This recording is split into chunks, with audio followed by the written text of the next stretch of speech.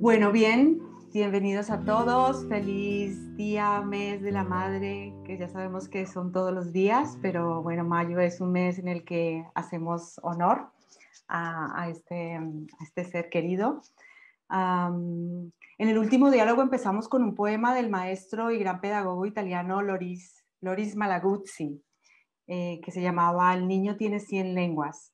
El día de hoy queremos comenzar con otro poema, pero este es un poema de la escritora y consejera familiar americana Dorothy Low Nolt, que se titula Los niños aprenden lo que viven.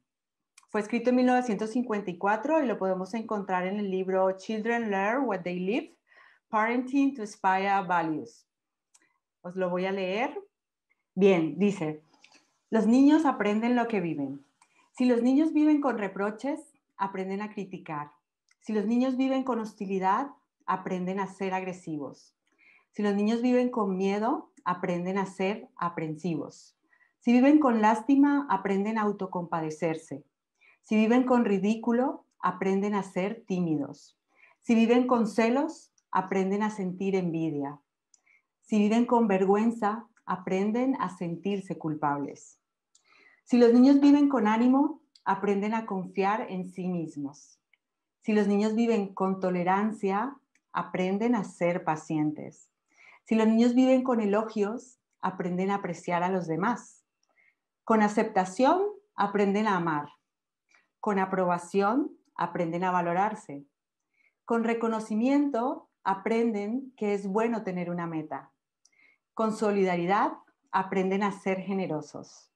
Si viven con honestidad, aprenden lo que es la sinceridad.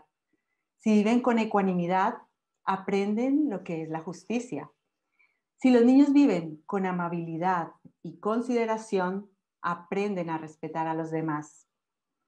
Si los niños viven con seguridad, aprenden a tener fe en sí mismos y en los demás. Si los niños viven con afecto, aprenden que el mundo es un lugar maravilloso donde vivir. Valioso texto, gracias Gloria por la sugerencia.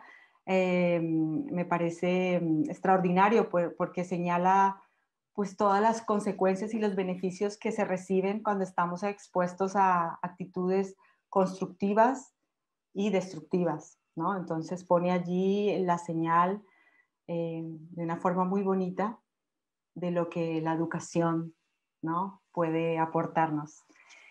Y nada, espero que ya estéis todos cómodos, que os quiero invitar, como siempre, a conservar esta energía de atención y de escucha receptiva con todos vuestros niveles, con vuestro nivel físico, con vuestra actitud corporal, con vuestra energía, con vuestras emociones y con vuestra cabeza, ¿sí? Con vuestra mente. A ver, ¿alguien está entrando por ahí? Vale. Para quienes son nuevos en los diálogos y aquellos que nos ven en diferido, voy a presentar a nuestros ponentes.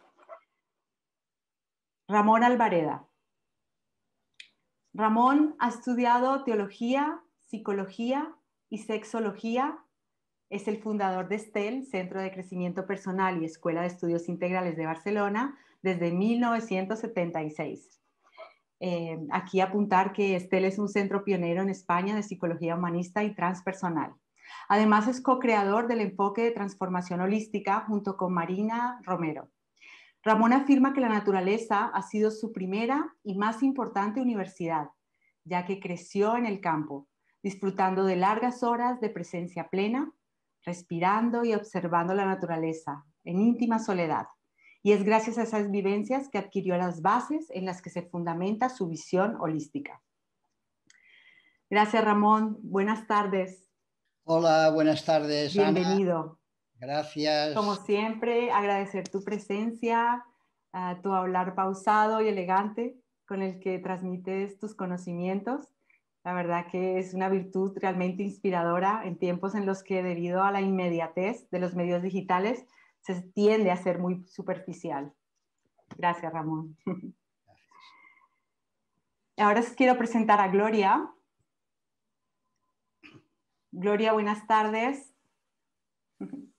Hola, hola, buenas tardes. Gloria estudió magisterio impulsada por el amor a la vida y a quienes transmiten de ella la esencia más pura, los niños y las niñas. La trayectoria de Gloria viene marcada por una sana curiosidad por diversos proyectos educativos y su inquietud de superación propia, que finalmente la han conducido a Estel, donde inicia un proceso de desarrollo personal que la lleva a diplomarse en transformación holística. A partir del año 2014, Gloria desarrolla el enfoque de educación holística, curso que acaba de ser reconocido por el Instituto de Ciencias de la Educación de la Universidad Rovira y Virgili, Universidad de Tarragona. Pues felicidades, Gloria, por este gran logro. Gracias. Bienvenida esta tarde. Gracias por estar aquí. Gracias a vosotros. Y bien, ahora me presento. Mi nombre es Ana María Prada, estudié en la Facultad de Humanidades de la Universidad Autónoma de Barcelona y llevo varios años trabajando en mi propio proceso de desarrollo personal, integrando a mi vida diferentes prácticas para el autoconocimiento, como la meditación trascendental, el estudio de enseñanzas budistas tibetanas y recientemente estudios sobre Kabbalah. Conocí a Estel en el año 2017 gracias a un amigo que tenemos en común, Jorge Ferrer, y desde entonces me interesé por el enfoque del centro, participando de forma muy activa en todos sus cursos. Y actualmente me estoy formando como holoterapeuta y soy parte del equipo posibilitador del centro. Y como siempre os acompañaré esta hora y media, deseando que sea para vuestra utilidad y para la de vuestra familia, amigos y vuestro entorno. Así que vamos al grano. Empezaremos, el título de esta charla es Educación holística, la relevancia del cuerpo y la energía sexual en la educación, obviamente. Así que empezaremos por definir el significado de energía sexual desde nuestro enfoque. Y además hablaremos de la importancia de cuidar y generar una comunicación libre de vergüenza y de juicios entre niños y adolescentes, entre padres y educadores. Hablaremos también de la importancia de la acogida y la aceptación por parte del adulto de todas las etapas de crecimiento de los niños. Entonces, Ramón, te doy paso, empiezas tú. Y creo que estás de acuerdo conmigo en que podríamos empezar a definir lo que significa desde tu visión la energía sexual. Muy bien, gracias. Antes, permíteme que mande un saludo muy cariñoso a todos los que nos estáis siguiendo en directo y también a los que nos vais a escuchar y a seguir en diferido. Saludos entrañables para todos y felicidades por el interés en el tema de la educación, porque creo que es muy importante, porque es un poco el futuro de la humanidad, de la sociedad, ¿no? A ver, es importante que definamos o expliquemos qué entendemos por sexualidad. Porque a menudo, cuando se habla de sexualidad, se suele pensar en la relación sexual, en las relaciones sexuales. Y eso es una pequeñísima parte o aspecto de lo que es la sexualidad o energía sexual. No debemos olvidar que somos energía o almas, como queramos llamar, encarnadas. En el momento de la concepción de nuestros progenitores, la energía, una parte de esa energía cósmica, se encarna. Y la encarnación de la energía es una oportunidad para intervenir en esa energía, para transformarla, que es lo que en realidad la energía necesita. Necesita transformarse.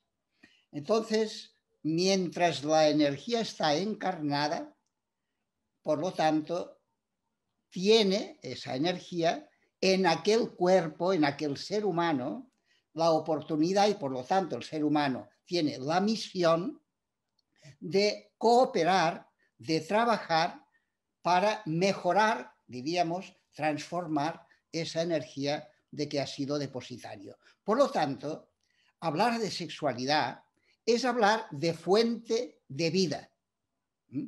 El libro que publicamos con Marina en el 91, hace años, lo subtitulamos, el título es Nacidos de la Tierra y el subtítulo es Sexualidad, origen del ser humano. Justamente porque nuestro origen como individuos, como seres humanos, está en un acto sexual. Y aunque hubiera sido en una fecundación in vitro, para fecundar in vitro hace falta un óvulo y un espermatozoide.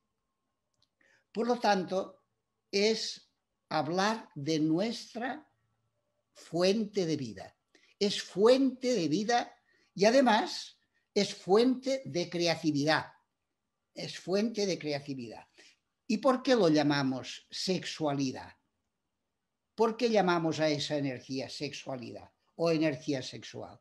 Simplemente porque cuando esa energía toma forma, es decir, el cuerpo la acoge y esa energía penetra en el cuerpo, esa energía produce, despierta sensaciones eróticas. Y eso es muy bueno.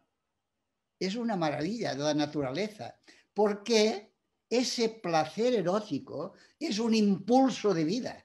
Y nosotros, gracias a ese placer, podemos ser conscientes de que esa energía creativa se está moviendo por dentro, está abriéndose camino.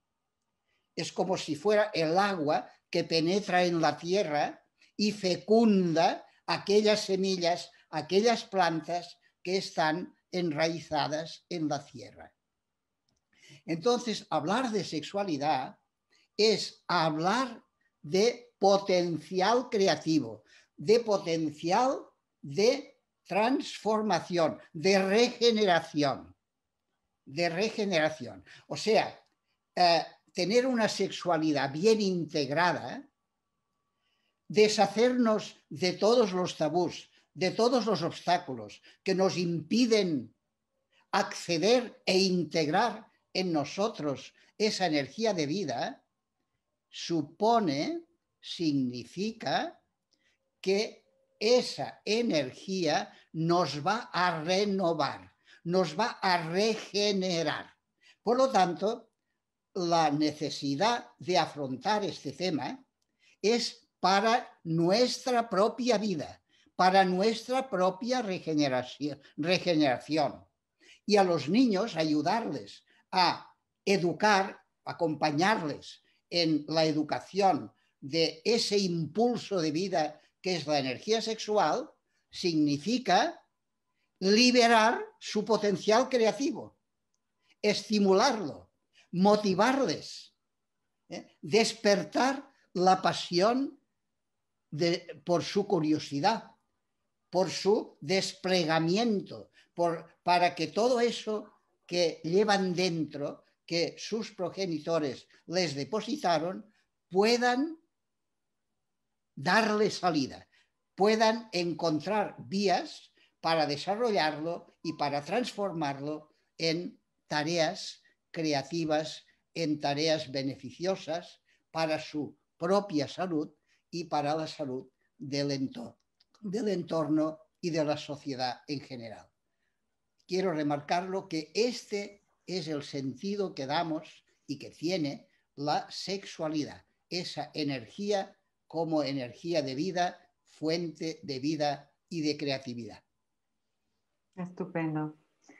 Maravilloso, Ramón. Gracias. Y gracias por esta aportación y por esta visión. Es fundamental que los padres, los maestros y todos los que ayudan, ¿no?, a despertar a los niños, sus potenciales estén formados en esto, ¿no? Que tengan esa conciencia para que enseñen al niño, como bien decías, a reconocer primero que son poseedores de esa energía y bueno, y adelante pues abrirle los caminos para que la puedan desarrollar. Yo no sé si aquí quieres aportar algo más antes de pasar a Gloria, porque como bien dije antes, hablaremos también de la importancia de cuidar y de generar espacios de comunicación libres de vergüenza y de juicios entre niños, adolescentes, padres y educadores. Algo que es bastante complicado porque en la sociedad actual, pues es hablar de sexo, es hablar de tabúes, y bueno, y eso nos genera muchos bloqueos, bloqueos emocionales, bloqueos energéticos. Entonces, yo recuerdo que tú muchas veces explicas de que nos han enseñado a hablar de las partes bajas, ¿no? De nuestros órganos sexuales, de nuestros órganos como las partes bajas, como si, y la mente superior, bueno, que ahí hay ya un uso de un vocabulario que realmente no es correcto. Exacto, sí, he escuchado a muchas mujeres diciendo, me han operado de abajo. En fin, no decimos si a uno le operan, qué sé yo, de la vista, no decimos me han operado de arriba. Pero en cambio, Claro. cuando nos referimos a la zona genital o algo relacionado con la sexualidad, pues hay como una vergüenza de hablar con naturalidad y con su nombre. Realmente deshacernos de la influencia de la vergüenza, de esa visión peyorativa de un aspecto de nosotros, que es el más noble. La zona genital es la más noble. ¿Por qué? Porque es la parte de nosotros más directamente relacionada con la vida. Y no hay nada más noble que la vida. Por lo tanto, es una parte noble que hemos de mirar sin ningún tipo de vergüenza, con naturalidad, pero también con respeto, sin trivializar, evidentemente, esta mirada, porque estamos ante algo sagrado. Lo voy a dejar aquí porque Gloria va a abundar un poco más en explicar esta naturalidad con que hemos de mirar esa parte y por lo tanto ella ya lo complementa. Vale, muchas gracias, Ramón. Gloria, pues buenas tardes de nuevo. Pues me gustaría que nos contaras tú como maestra en tu día a día, cómo ves o cómo enfocas el trabajo del cuerpo y de la sexualidad en la educación. ¿Cómo crees que se podría aportar mayor luz? Bien, hay muchas cosas por hacer. También, bueno, es verdad que este es un tema que actualmente está muy vigente, hay mucha demanda. Esto es muy bueno porque se está despertando mucho interés, entonces vale la pena decirlo, bueno, empieza a haber como un interés.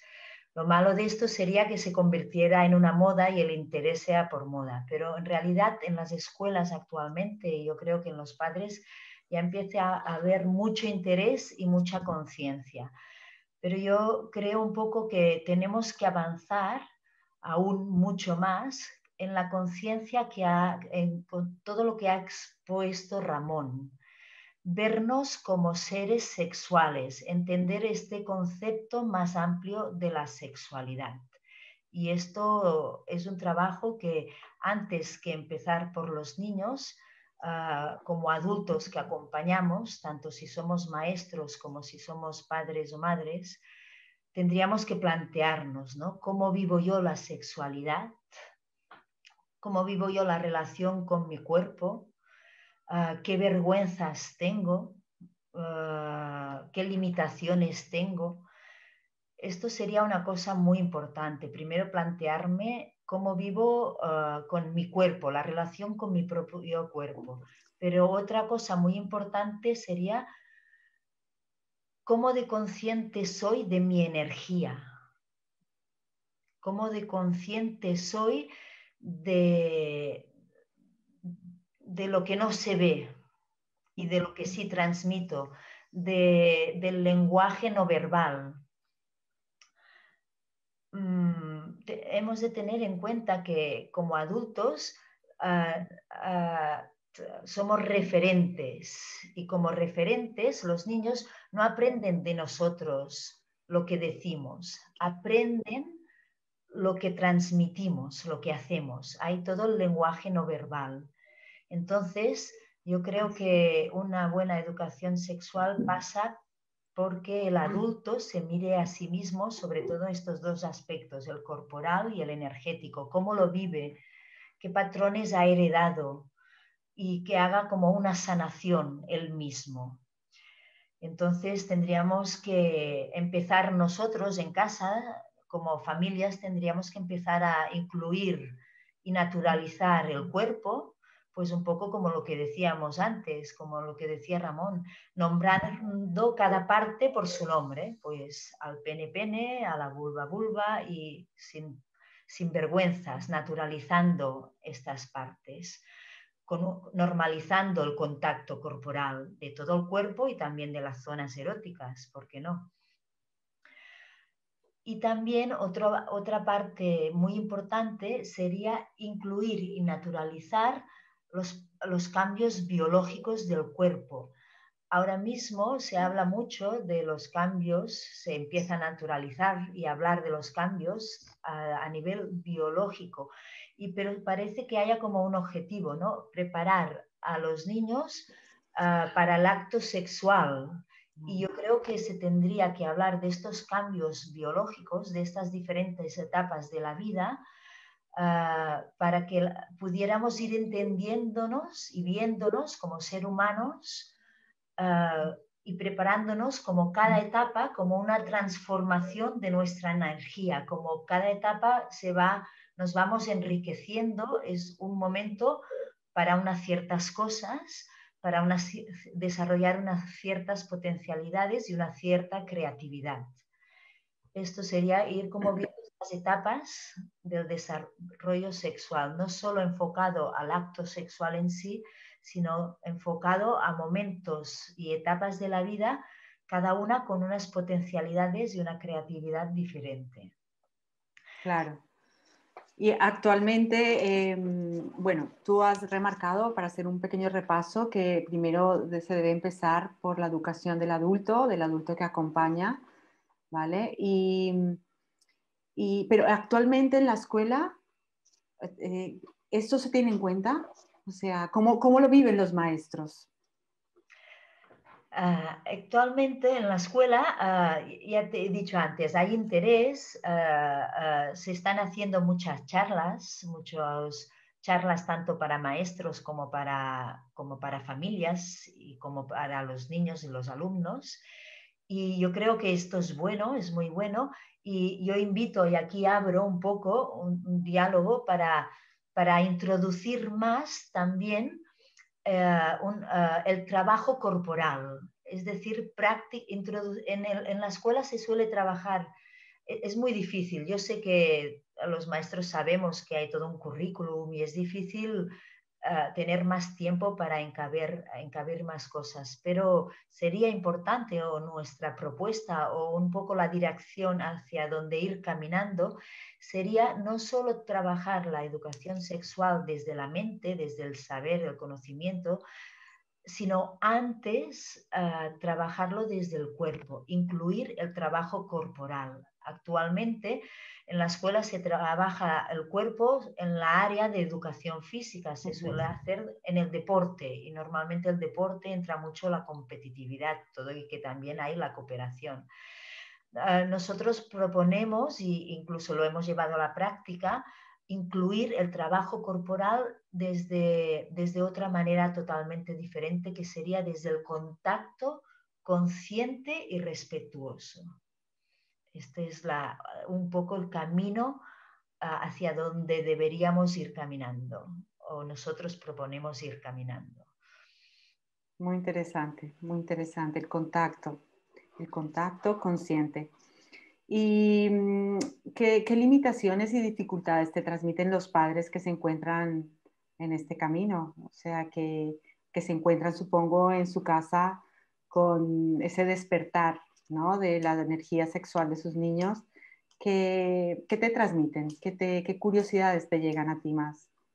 Sí, hay una cosa importante que tenemos la idea de que se tiene que empezar a hablar de sexualidad en la adolescencia. Yo creo que una de las deficiencias que hay es que no se entiende, no hay esta visión más holística de la sexualidad. Entonces, ya en la primera infancia, desde pequeños, pues todo este contacto corporal que decimos, pues es muy bueno irlo como naturalizando, normalizando, hablándolo, experimentándolo. Es muy bueno que los niños en casa pues vean a los padres desnudos. Esto es algo que nosotros sabemos que se tiene que trabajar más en el núcleo familiar, pero en la escuela también nosotros nos encontramos como maestros y en infantil, pues niños que a la hora de ir al baño experimentan con sus genitales y cada vez esto se vive de manera más natural. Antes yo supongo que todos lo habéis vivido, antes yo había oído frases como ay, no hagas marranadas, o frases de estas que yo por suerte hace mucho tiempo que no oigo y esto se ha como naturalizado, se ve como normal que los niños a cierta edad de 3, 4 años, 2 incluso, pues experimenten, se descubran sus genitales. Esto es algo que cada vez como maestros se es más consciente y se naturaliza más. Entonces, y yo creo que como padres también. Entonces, los padres empiezan a manifestar como más inquietud en la adolescencia y sobre todo en cuanto a las relaciones sexuales, porque se centran mucho en las relaciones sexuales. Y por eso insistimos en la importancia de todo un trabajo previo antes de enfocar las relaciones sexuales centradas en el acto sexual, ya que la sexualidad, como ha dicho Ramón, es mucho más. Es así, actualmente es así. Y además recuerdo yo que seguramente que a muchos os habrá pasado que a partir de los 15, 16 venía alguien que ni siquiera era del colegio, de fuera, a dar una charla sobre protección, sobre anticonceptivos, etcétera, y tú te quedabas como, uy, ¿qué es esto, no? Y bueno, es complicado, es complicado. Ramón, ¿ibas a decir algo? Sí, me gustaría remarcar el por qué es tan importante esto en lo que insistimos, que Gloria también ha insistido, en naturalizar el cuerpo, deshacernos de la vergüenza del cuerpo. ¿Por qué? Porque fijaros que la energía sexual está en la fuente y la fuente está en la zona pélvica. Abarca toda la zona, el aparato reproductor y también los intestinos. Toda la zona pélvica es la que alberga, diríamos, esa energía de vida, esa energía amorfa, ese potencial de vida y de desarrollo humano. Entonces, para que pueda desarrollarse, primero ha de ser acogida esa energía por el cuerpo. Y el cuerpo, para acogerla, ha de estar poroso. Poroso. ¿La vergüenza qué efecto tiene? La vergüenza nos contrae y por lo tanto la contracción hace que el cuerpo se cierre a esa primera puerta de transformación, de creatividad que necesita encontrar abierta la energía. Por lo tanto, ese es el sentido.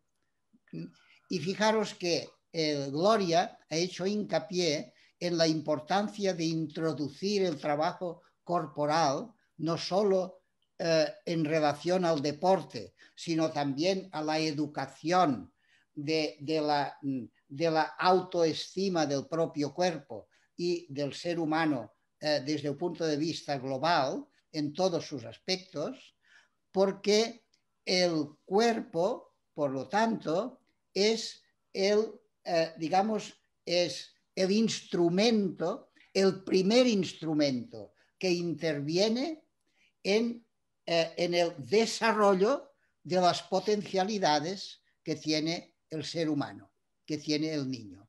Por lo tanto, si no introducimos el cuerpo en la educación, aunque abramos la puerta del mundo emocional o del mundo mental, si la puerta del cuerpo está cerrada, la energía vital no se va a transformar de manera natural. Porque fijaros que un óvulo fecundado, primero, ¿qué hace? Primero se transforma en cuerpo. Primero se desarrolla la biología. Eso nos lo enseña la naturaleza, las leyes naturales. Primero se forma el cuerpo y luego, poco a poco, se va desarrollando el mundo emocional y luego el mundo mental. El mundo mental es el último eslabón, diríamos, en esa encarnación de la energía, para volver a su inicio, que sea su punto de partida, que sería la unidad de la energía. Pero digamos que para volver transformada y mejorando esa energía cósmica, ha de pasar por todos estas puertas, diríamos. Y la primera de ellas es el cuerpo.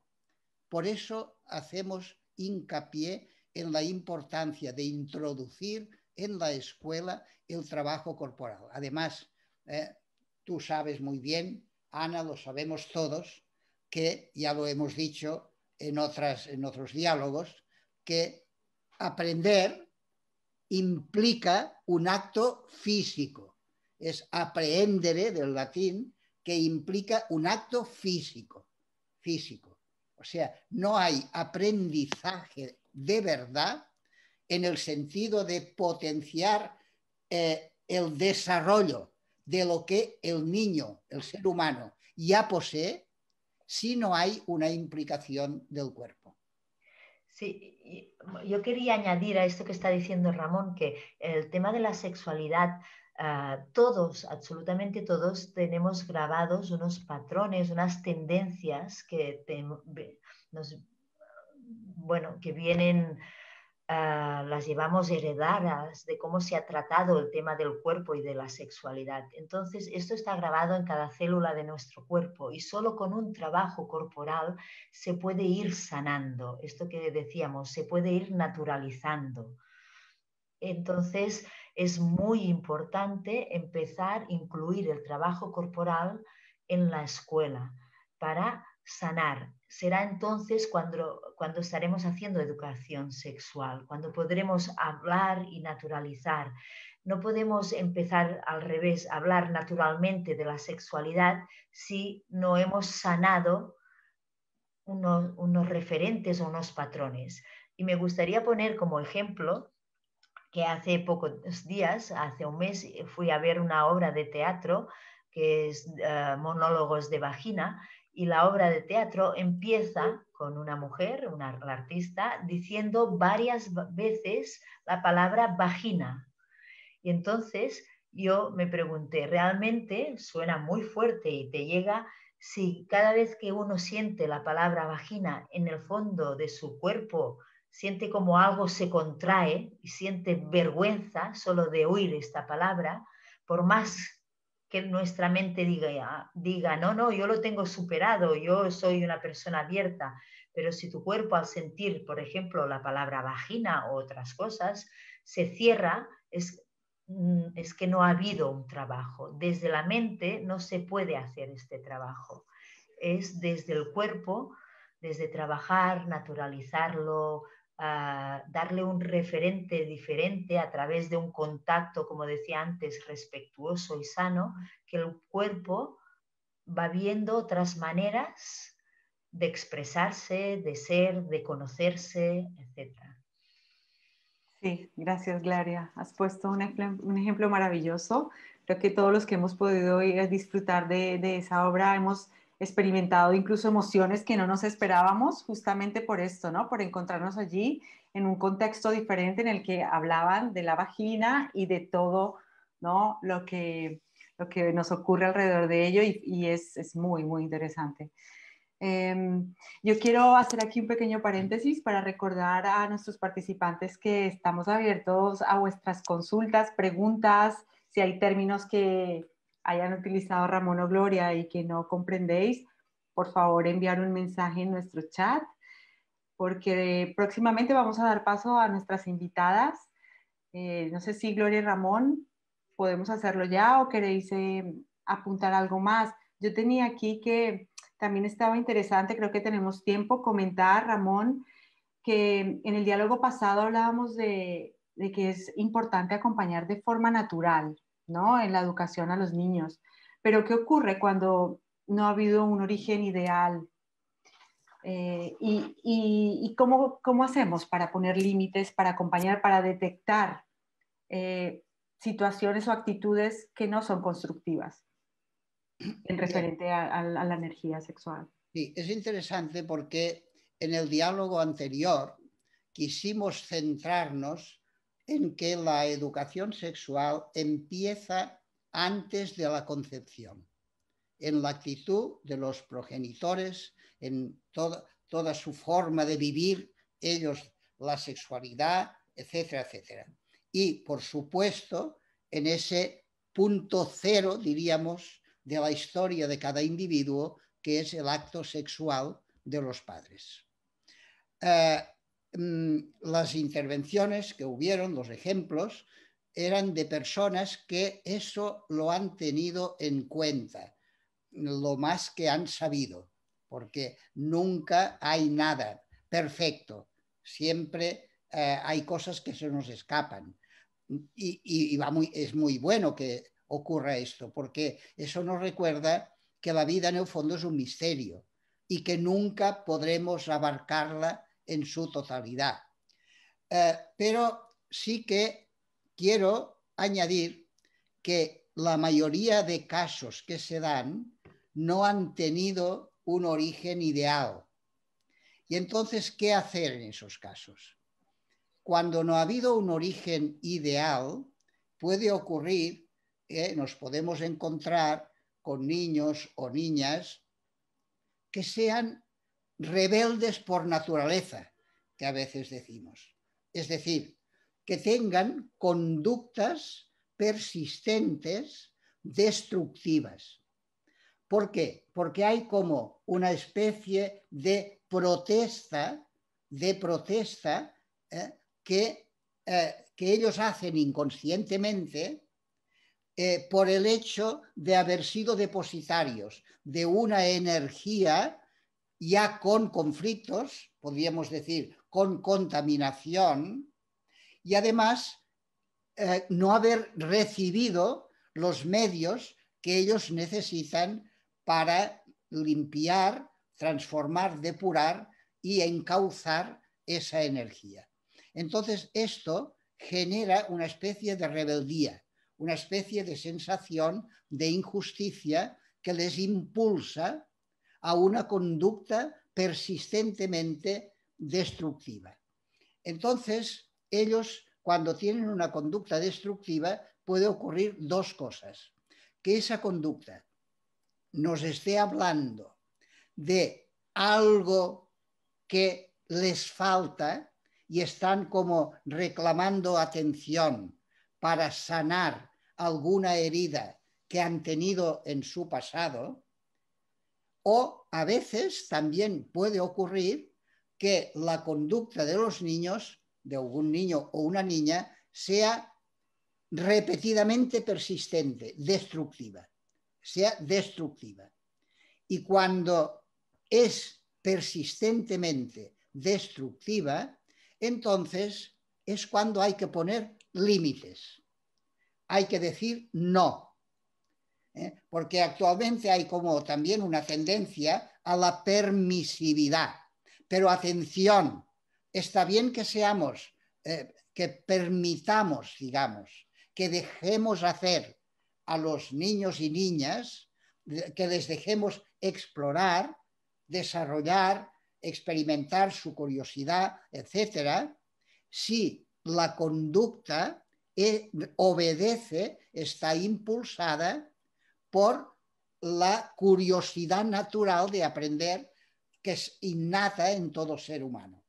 Pero cuando es una conducta persistentemente destructiva, hay que poner el límite, hay que decir un no, y hay que decirlo ya en el principio, porque si esperamos a poner ese límite más de la cuenta, lo vamos a poner con enfado, con una cierta carga agresiva. Y eso es lo malo. O sea, no podemos confundir la autoridad, el decir no, eso no, que es un límite puesto con firmeza, con estoy harto de esto. Para de una vez. Claro, eso lo haremos si esperamos más de la cuenta y nos vamos cargando. Por lo tanto, antes de cargarnos emocionalmente, hemos de poner ese límite. Y ese límite es una rectificación, porque lo que está ocurriendo es que en este niño o en esta niña se está dando una dirección errónea en su proceso evolutivo. Digamos que está siguiendo un camino erróneo. Y cuando uno sigue un camino erróneo, lo correcto es rectificar. Y a eso le hemos de ayudar los adultos, padres en primer lugar y también maestros y maestras, por supuesto.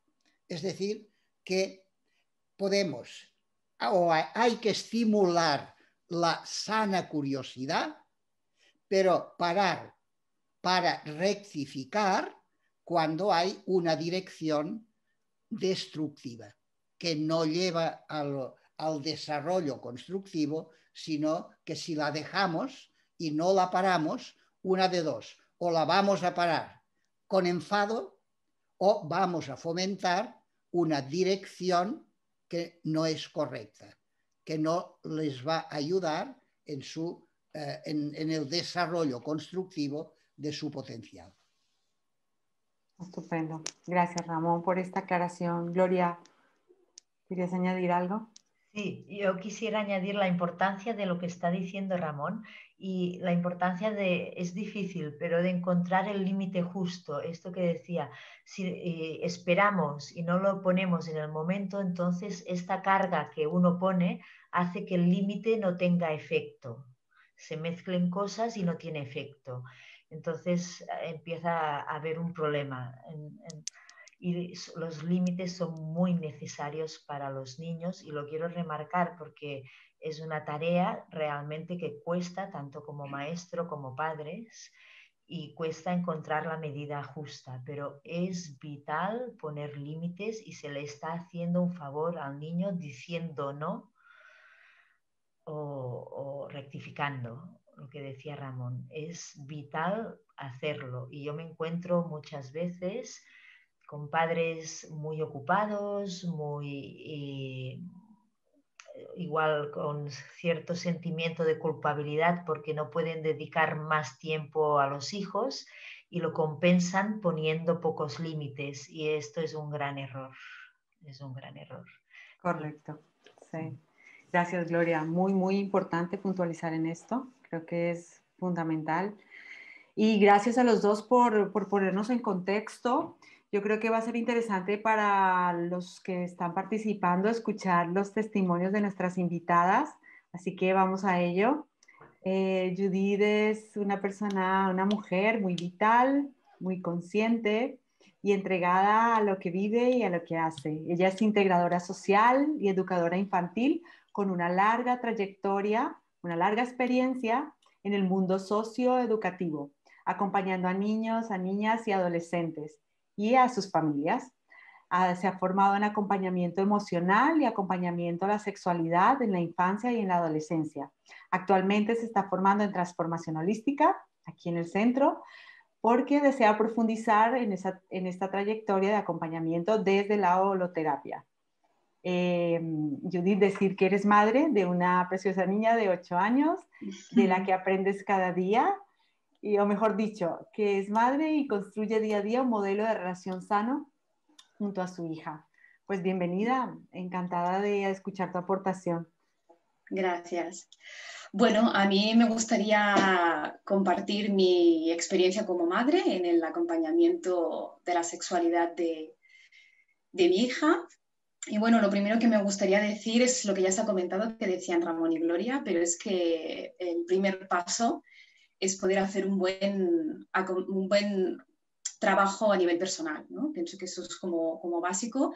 Primero tendremos que revisar qué relación tenemos nosotras con la sexualidad, cómo la estoy viviendo, en qué me siento cómoda, en qué me siento incómoda, porque pienso que si nosotras no tenemos una buena relación con nuestra propia sexualidad, será bastante difícil que podamos acompañar a nuestros hijos o nuestras hijas o a los niños que acompañemos, ¿no?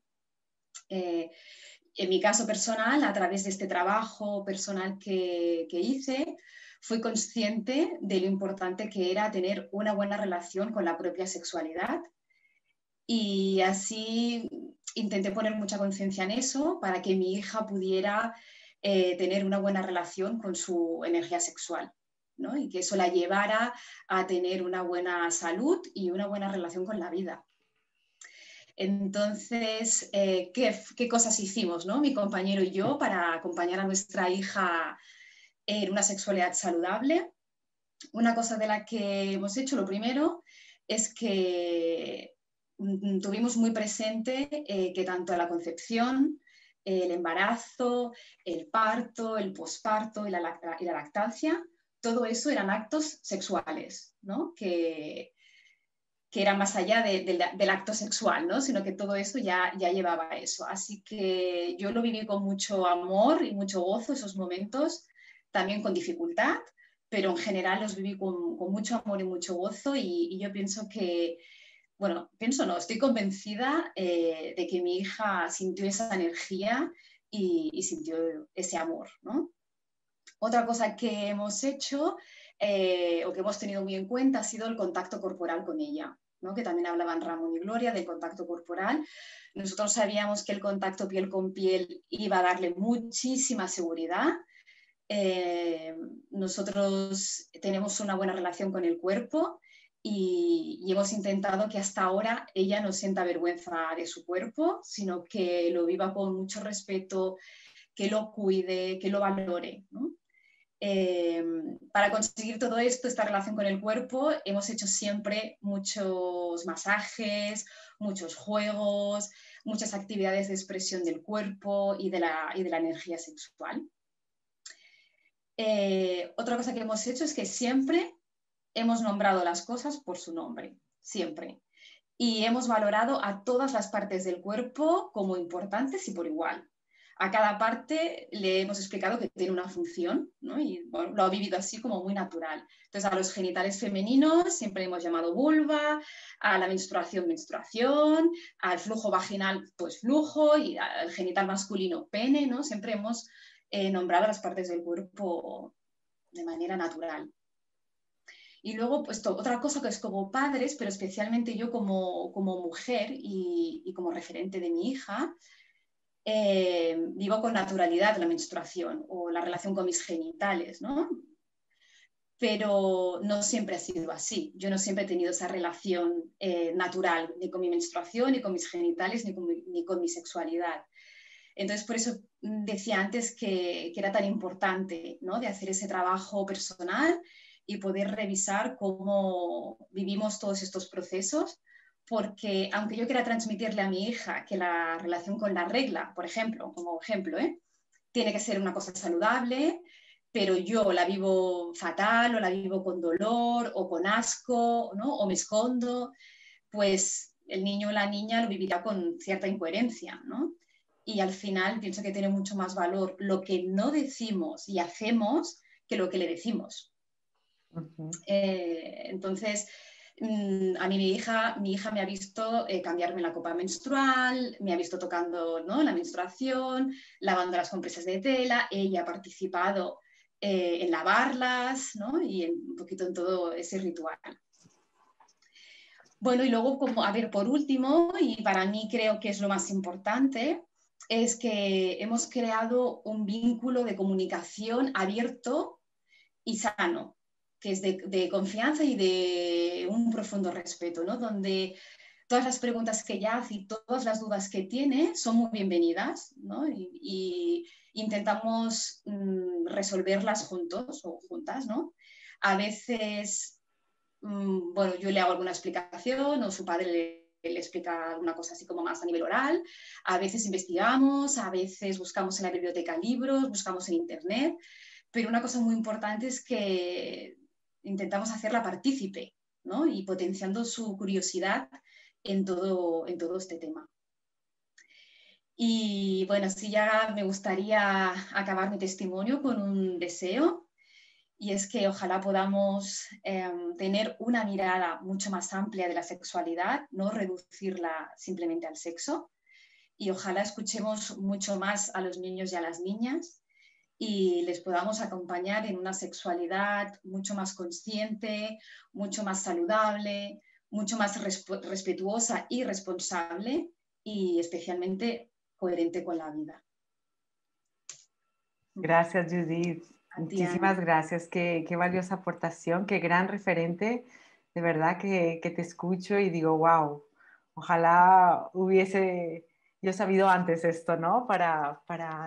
Es verdad, me gustaría preguntarte algo. Y cuando tu hija no se encuentra con compañeros o con amigos que no lo viven así tan natural, ¿qué actitud le recomiendas tomar o qué actitud tomáis en la familia? ¿Sabes? Sí, hasta ahora ella sabe perfectamente, porque él también lo vive con familiares, o sea, ya no con gente más externa, sino que es que dentro de la misma familia más extensa también vive de que, por ejemplo, si ya en algún momento se ha desnudado de manera, ¿no?, pues no sé, y alguien le hace algún comentario, ella está muy centrada en eso, ¿no? Y dice, incluso a veces dice, es que la vergüenza es tuya, no es mía, ¿no? Wow. A veces pues no sé, algún familiar te ha dicho, pero tápate o viste a vestirte a otro sitio, ¿no? Y ella de una manera muy natural dice, es que la vergüenza es tuya, no es mía, yo me cambio aquí porque estoy cómoda, ¿no? Y ella en ese sentido yo la veo como centrada en eso. Sí que es verdad que ahora está en un cambio puberal, entonces, bueno, aquí también la estamos acompañando en esos cambios, que de momento la vergüenza no ha aparecido, pero podría ser que apareciera en algún momento. Claro. Lo importante es que, de ahí la importancia de tener una buena relación con tus padres para poder llevar allí en ese espacio pues cualquier duda o cosas que surjan, pero pues felicidades, una gran maestra tu hija, y ojalá todos tuvieran esa oportunidad, ¿no?, de empoderarse de su cuerpo, de su energía y de tener este apoyo para poder desarrollarlo. Pues ahora quiero presentaros a Ana Soler. Buenas tardes. Hola, Ana Soler Cairó. Es obvio decirlo, pero es una madraza. Tiene 3 niños, uno de 5 años, uno de 2, y a quien vemos en pantalla, a Félix, que es un recién nacido de 1 mes y medio. Ana colabora con el equipo de Estel, centro en el que está en contacto desde los 13 años. Ana, llevas un buen camino recorrido en el autoconocimiento, así que creo que tienes mucho que contarnos. Bueno, hola, gracias por haberme invitado. La verdad es que cuando Gloria me lo propuse, yo pensé, madre de Dios, ¿pero qué les voy a decir? Pero si solo veía las cosas que no me salen bien con mis hijos sobre este tema, ¿no? Porque creo que es un tema muy profundo y hay mucho como de ir trabajando. Y entonces he ido pensando, bueno, pero hay momentos en que sí que tengo la impresión de que la energía fluye y que las cosas salen, ¿no? Y entonces quería explicar una transición, ¿no? Yo cuando tuve a Rasmus, para mí era muy importante el contacto corporal, su cuerpo con respeto, con amor, y sabía que los masajes pues era lo mejor que le podía ofrecer, ¿no? Y lo que me pasó es que en vez de seguir un poco lo que yo pensaba que podía ser bueno, me fui a ver los vídeos de Le Boyer, compré un montón de libros para hacer el masaje, ¿no? Y entonces en todas estas explicaciones, ¿no? Pues te dicen lo importante es que la sala esté caliente, que tú estés tranquila y relajada, que el bebé esté tranquilo y relajado, que luego haya un baño, que pongas este aceite y el otro, que empieces por aquí, que acabes por allá, y todo tenía mucha lógica, pero encontrar todas estas cosas para hacer era imposible, no me salía nunca, y entonces en mí iban haciendo mucha frustración, y cada vez que intentaba hacer un masaje con mi hijo, lo que me acababan haciendo era una gran frustración con él, con yo, ya empezaba estando neguitosa, ¿no? Y como que no iba a funcionar, y esto produjo en mí una gran insatisfacción porque yo era masajista y no conseguía que a mi hijo le gustasen los masajes. Bueno, poco a poco fui descubriendo que a mi hijo sí que le gustaban los masajes. Simplemente habíamos de encontrar que tenía que ser más como un juego, más con canciones. A lo mejor no hacía falta que los dos estuviéramos desnudos en la habitación caliente y todo, que solamente jugando con los pies, que solamente con las piernas, ¿no? Y con pies y piernas. Luego fui descubriendo con mis otros dos hijos, ¿no? Que empezando con masajes más cariñosos con pies y piernas, luego podía ir accediendo al resto del cuerpo, y que había días que podía acceder a todo el cuerpo, había días que no, había días que el contacto tenía que ser más suave, otros más, y también que iba evolucionando, ¿no? Y para mí esto fue bonito, porque no dejaba de ser una cosa matemática que tenían que haber ciertos factores, sino que tenía más que ver con el fluir, ¿no? el cómo estar. Y bueno, era uno de los temas así a nivel corporal que para mí fue importante y que quería compartir un poco. Claro, y que aprendiste y que te enseñaron los niños, ¿no? Que te enseñaron tus propios hijos. Sí. Bueno, y actualmente tú cómo ves que toda esta conciencia que tú tienes o que los padres le ponéis a ellos, ¿cómo ves que le ayuda al crecimiento de tus hijos? Como en relacionarse con la familia, con los demás. Claro, ellos son muy pequeños. Lo que sí que veo es que por el momento lo viven con mucha naturalidad, no tienen vergüenza de desnudarse o no desnudarse. Sí que también de vivir muy tranquilamente, por ejemplo, el tema de la ropa, ¿no? Que Rasmus pasó una época muy grande de su vida quisiendo vestir con vestidos y con faldas, y que nosotros a esto no le pusimos nunca impedimento. Sí que nos encontramos luego con la mirada de la sociedad, y esto también fue un buen trabajazo hacia nosotros, ¿no?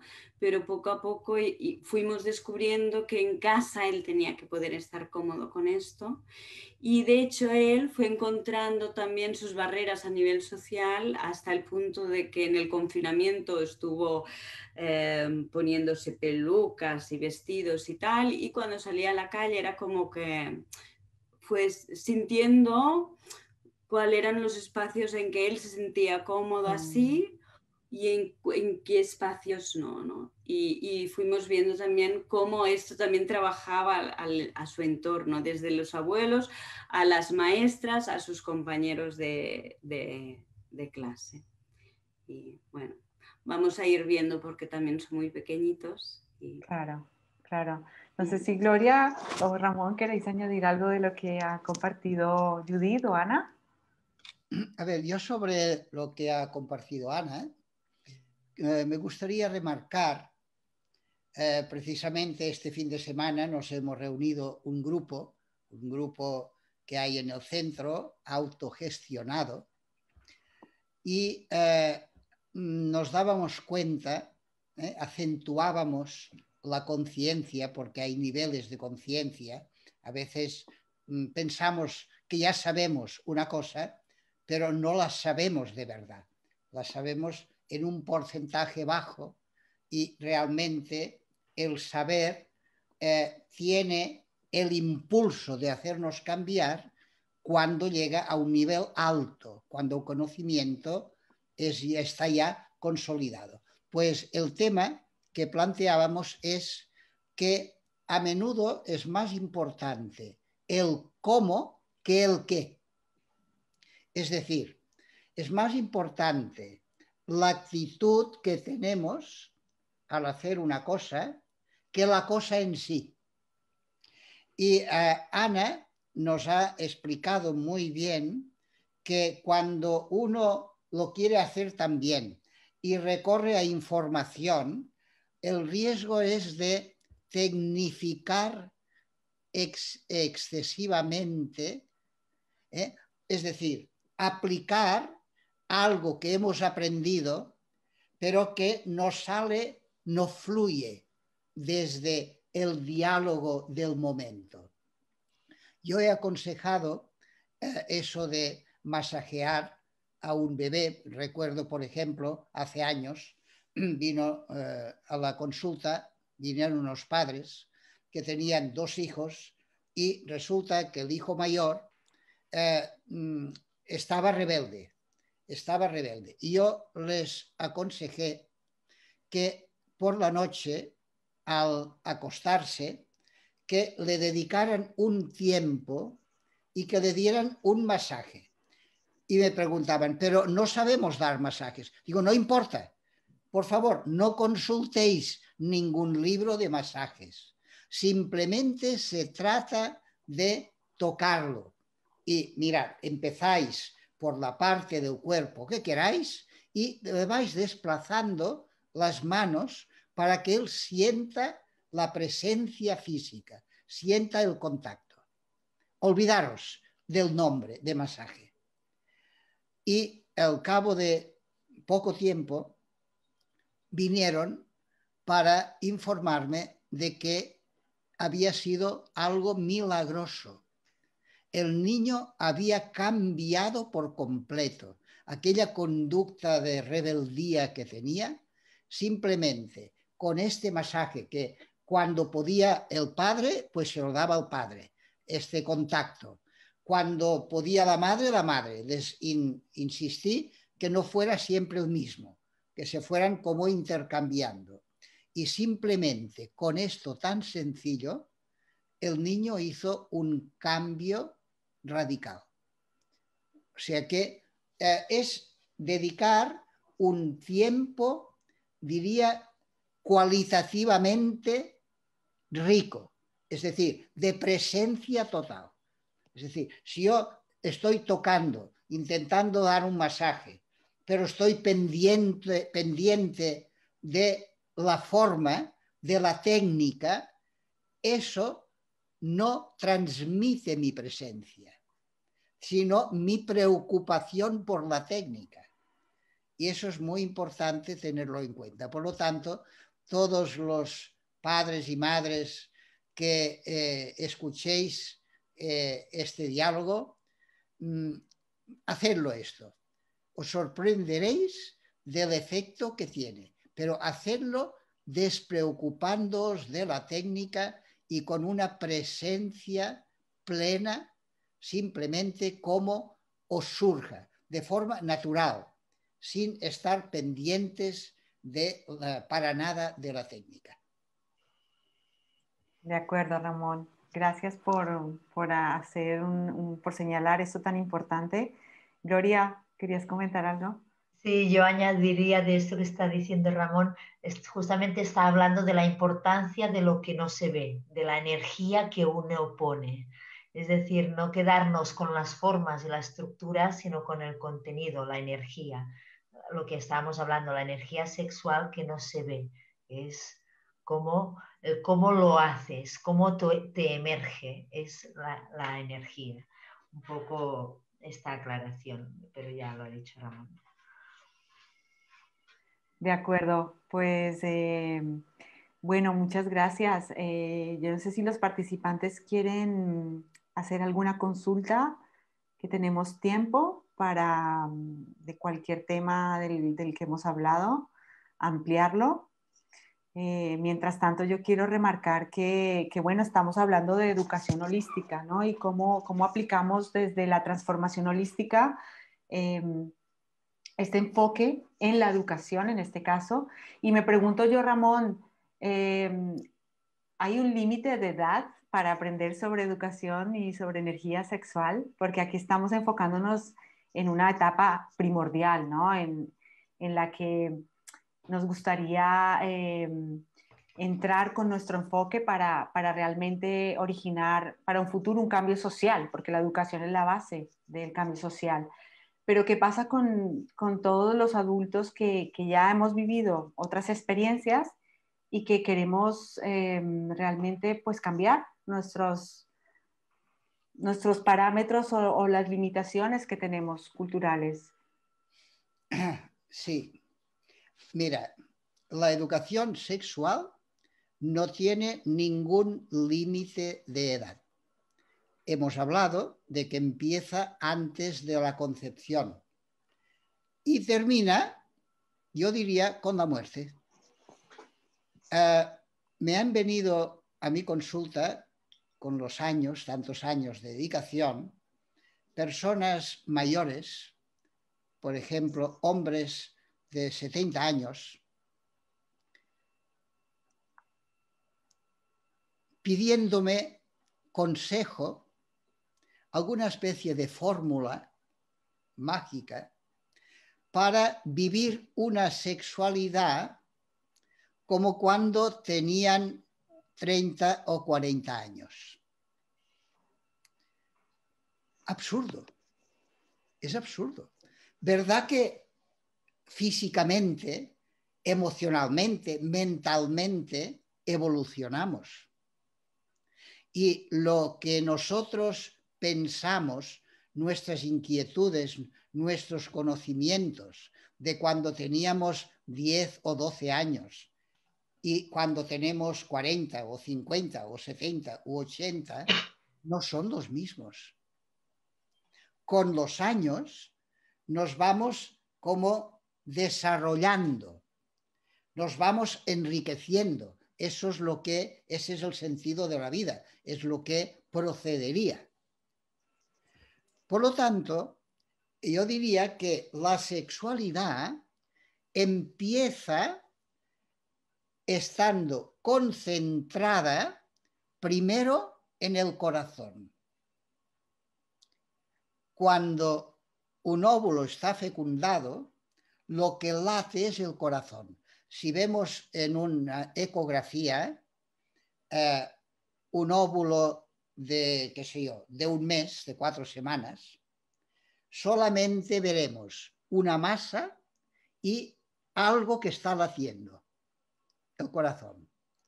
Por lo tanto, la sexualidad en esa etapa tiene una connotación claramente emocional, afectiva. Luego, ese latir, digamos, cuando el cuerpo se va desarrollando y durante la infancia, sigue siendo este aspecto del ser humano, el corazón, el protagonista. Por lo tanto, convendrá valorar mucho la ternura, es decir, las formas que toma la energía a nivel de calidez humana, a nivel de ternura, a nivel de amor, de afecto, a nivel de acogida, de conexión, de aceptación, de miradas amorosas, etcétera, etcétera. Cuando el ser humano llega a la pubertad, entonces se focaliza y cuando va creciendo, esa energía, ese impulso de vida en el centro vital, es decir, lo que los orientales llaman el jara, que está por debajo de nuestro ombligo.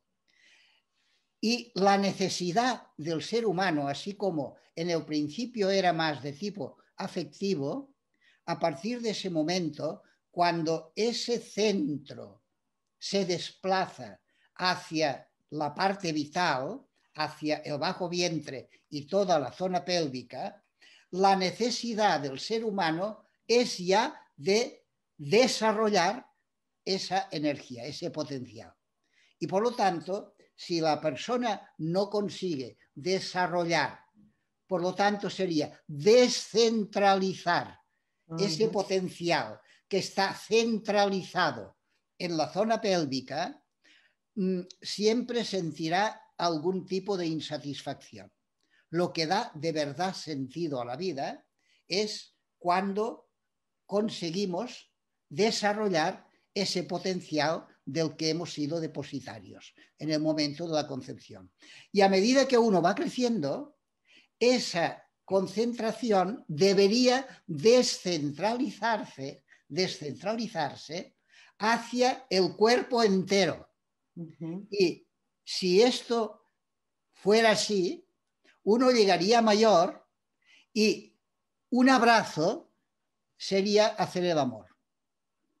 Y un beso sería hacer el amor, porque esa energía se habría descentralizado y estaría expandida por todo el organismo, y una mirada sería hacer el amor.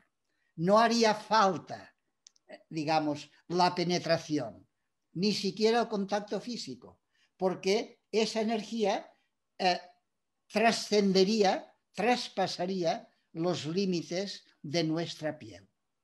Entonces, la sexualidad de un bebé, de un adolescente, de una persona adulta, de una persona de más edad y de una persona mayor es la misma energía, pero expresada, vivida y expresada de forma diferente. Wow, fantástico, fantástico, Ramón. De verdad que es muy valioso lo que aportas y qué bien que quede aquí para que lo podamos repasar. Hacen una pregunta en el chat. Ay. Sí, diré. Adelante. Dos aportaciones. Agnes dice que la importancia de mamar en la etapa de recién nacidos. Natalia pregunta, buenas tardes, ¿la inclinación sexual a partir de qué edad se define? Y hay una tercera aportación de Alberto que dice, estoy de acuerdo, los abrazos son buenos para la salud mental y sexual. Así es, Alberto. Entonces, no sé si quieres aportar a responderle algo a Agnes y a Natalia, Ramón. Sí, ¿cuál era la pregunta de Agnes? Sí, de Agnes, la importancia de mamar. Ah, sí. Eso lo digo brevemente. Es fundamental porque dando de mamar, lo que se está haciendo es facilitar el vínculo biológico con el vínculo emocional. La naturaleza está extraordinariamente bien hecha, porque fíjate que los pechos de la mujer están en la zona emocional. Toda la caja torácica está relacionada en nuestro holograma, queda didácticamente muy claro que la vinculamos a la zona torácica y a los brazos. Por lo tanto, los pechos están en la zona emocional. Y al dar de mamar hay un contacto físico. Hay un contacto físico del bebé con la madre. Y de la misma forma que María Rosa en el diálogo anterior remarcaba la importancia del contacto físico con el bebé los primeros meses, porque así se le facilita la adaptación al entorno, porque imaginaros, durante 9 meses de vida intrauterina y de repente sale al exterior y esto es un salto extraordinario. pues el hecho de tomar contacto incluso cuando duerme, eso le facilita la adaptación al entorno, este tránsito, este paso. Pues el dar de mamar tiene esa función. Incluso cuando una mujer no puede dar de mamar porque no tiene leche, por ejemplo, o tiene algún problema, yo lo que recomiendo es que cuando le dé el biberón, que lo ponga en contacto físico, es decir, que se descubra el pecho y que esté en contacto físico con el pecho, para que el bebé asocie el alimento biológico con el contacto físico del pecho, porque entonces eso evita que se produzca una escisión, una división entre el mundo vital, biológico, y el mundo emocional. Y estamos hechos para que todo funcione de forma unitaria. Y todo lo que sea división, disociación, altera nuestro estado natural de salud. Por lo tanto, es fundamental, incluso, insisto, cuando la madre no puede dar el pecho por la razón que sea. Así todo, contacto físico. Exacto. Pues gracias, Agnes, por tu pregunta. Y la pregunta de Natalia es, buenas tardes, ¿la inclinación sexual a partir de qué edad se define? A ver, ¿Qué dirías tú? la evolución no tiene edades fijas. No tiene, eso depende en gran parte del entorno, de las experiencias que tiene el ser humano en su relación con el entorno. Es decir, las inclinaciones se van configurando en interacción con el entorno. Puede haber personas que ya al nacer lleven un impulso hacia una inclinación, digamos, hacia un sexo u otro. Eso también es posible. Pero si vamos a sus antepasados y podemos obtener información, descubriremos que en sus antepasados seguramente hubo una inclinación reprimida que entonces se manifiesta en otra generación y en esa generación pues deja de reprimirse o se puede mantener reprimida, depende. Pero todo eso depende de muchos factores. Es decir, no hay una edad de decir hasta aquí no se define y a partir de aquí se define. Claro, bueno, un tema muy profundo aquí, muy interesante que tomar. Como siempre, intentamos abordar lo mejor que podemos, pero tendríamos que dedicarle mucho más tiempo. Así que muchas gracias, Ramón, por tu esfuerzo y la sencillez con la que explicas estos temas tan valiosos. Bien, vamos llegando al final del... Y complejos, y que por el tiempo que tenemos nos quedan siempre inconclusos. Exacto, exacto. Pero bueno, aquí aprovecho, Ramón, para recordar que hemos tratado en otros diálogos el tema de la sexualidad. Creo que fue el segundo diálogo donde hablamos de eros y espiritualidad. Y recuerdo que fue un diálogo con mucha información, de mucho aprendizaje. Y ahí los que no estuvieron, es un diálogo que está en nuestro canal de YouTube y que os recomiendo de escucharlo porque hay mucha información de la que podéis aprovechar.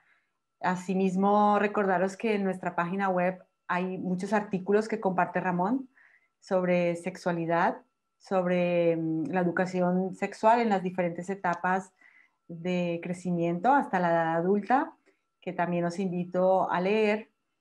Y nada más, si alguien no tiene alguna pregunta, bueno, el comentario que hace Alberto, también es interesante apuntar que en los tiempos que corren, ¿no? Donde el contacto, hemos tenido que alejarnos de las personas, la verdad es que un abrazo con presencia se agradece y es vital, como dice él, es vital para la salud mental, sexual, emocional, etcétera. Por supuesto. ¿Cierto? Bueno, aprovechar para invitaros una vez más a nuestro próximo diálogo, en el que trataremos y definiremos un poco más hacia dónde debemos caminar para hacer realidad este paradigma de aplicar la transformación holística en la educación. Y recordaros las fechas de un curso. Gloria, si quieres tú comentar el curso que ofrecemos en Estel. Sí, ahora el mes de julio, del 5 al 9 de julio, ofrecemos un curso para maestros y también para padres y madres, donde entraremos un poco desde la vivencia en todo este enfoque holístico, ¿vale? Y haremos un recorrido por todos los niveles del ser humano, pero es un curso muy vivencial, no es desde la teoría, sino desde unas prácticas corporales. ¿Y es solo para maestros? ¿Para quién va dedicado este curso, Gloria? Va dedicado a maestros y también padres y madres, personas que acompañen en la infancia, en la adolescencia. Cualquier persona que esté acompañando a niños y adolescentes puede hacer este curso. Gracias. Vale, pues recordamos que hay una fecha límite de plazo, que es un curso presencial que se hará en Barcelona, intensivo, de una semana, y que hasta el 12 de junio se pueden hacer las inscripciones. Las plazas son limitadas por la situación que vivimos, pero dejamos esta información para que la difundáis a todas las personas que consideréis que pueden estar interesadas. Bien, pues nada más. Por mi parte, despedirnos. Nos vamos despidiendo. Y gracias, Ramón, por tan valiosa información. Gracias a todos los que habéis participado aquí en Barcelona, desde Italia, desde Colombia. Un abrazo con todo mi ser. Y un placer estar aquí nuevamente, y nos vemos dentro de un mes. Gracias. Gracias a ti también, Ana. ¿Podéis abrir los micros para despedirnos? Mes. Bye, bye. Adiós. Adiós. Adiós. Adiós. Chao, mami. Bona nit. Adéu, bona nit. Adéu. Ciao. Gracias, Fran. Adolfo. Adéu, bona nit. Adiós. Vale. Adéu. Gracias, Francesca. Vale. ¿Dónde está la cosa? Se ha ido. Vale. Bueno, entonces voy a cerrar ahora sí. Adiós. Adiós. Gracias. Adiós.